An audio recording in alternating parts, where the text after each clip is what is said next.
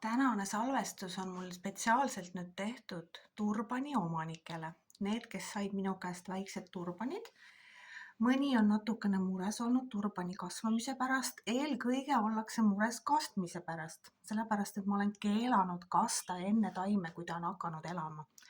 Ja täna on siis see päev, kui ma saan näidata ka enda turbanit. Jätsin endale ka sellise kõige äbarikuma, teda ma nüüd ei müünud üldse maha, vaid jätsin ta alles, sellepärast et ta nägi selline murdunud ja nukker välja. Istutasin ta potti, olen seda näidanud. Pott on päris kuiv.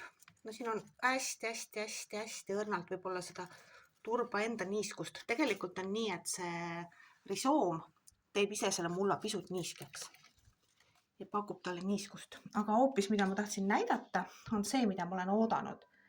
Kõigepealt juur number 1 ja juur number 2. Juur number 2 on jõudnud nüüd põhja ja siin on veel uued juured. Ja mida see tähendab? Et nüüd ta ongi valmis teie kastmiseks ja veeks.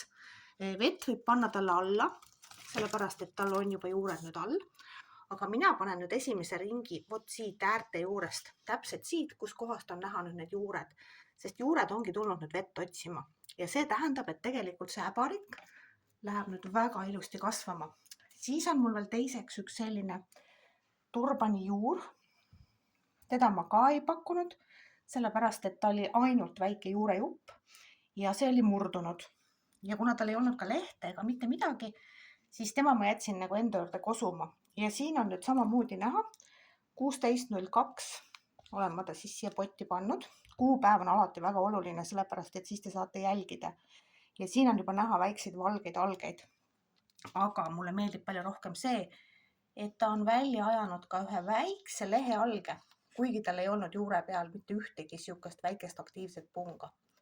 Nii et nüüd saab ka talle hakata natukene vett andma. Samamoodi ainult siit poti äärest, mitte selle risoomi peale, vaid juured tahavad vett, mitte see väike nups. Nii et pisut veel ootamist, kannatamist ja siis juba ongi õige aeg.